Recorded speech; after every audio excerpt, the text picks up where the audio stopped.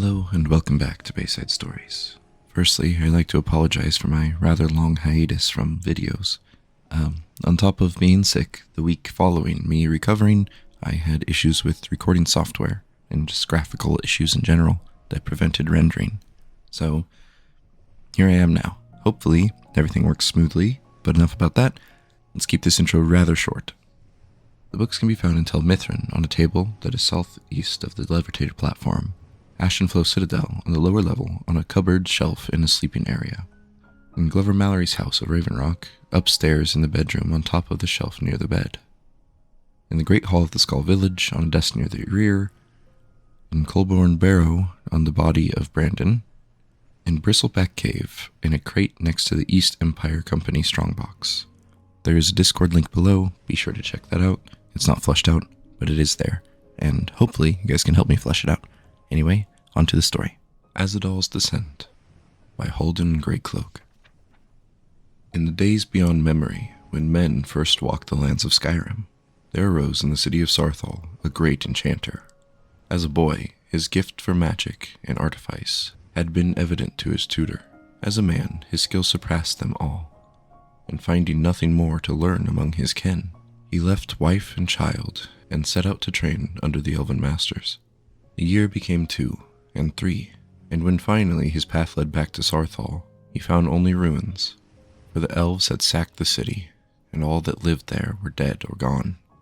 Amid the ashes, in the smoldering ruins of his home, he swore a terrible oath of vengeance, and from that comes the name the legends give him, Ahzidal, the embittered destroyer.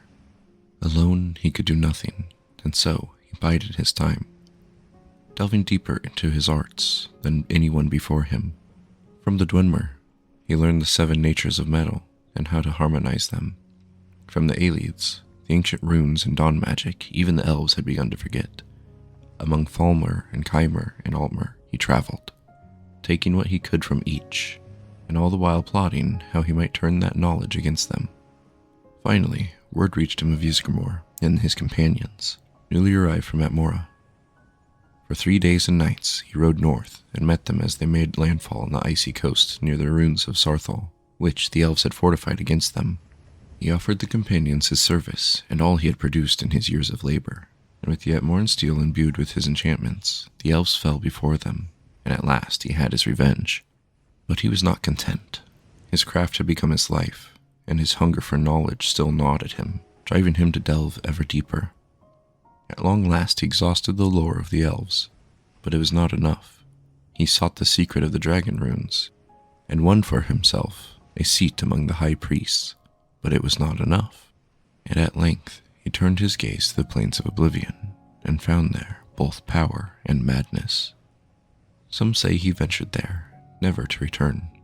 Others, that he was betrayed by his fellow dragon priests and killed, or driven into hiding in the ruins beneath his beloved Sarthal.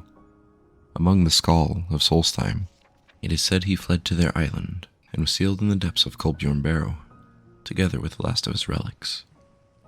But that is the tale, as it was told among the bards of Winterhold. Whatever the truth, the legend of Ahzidal was intended as a warning. In pursuit of perfection, one must take care that the pursuit itself does not become all-consuming.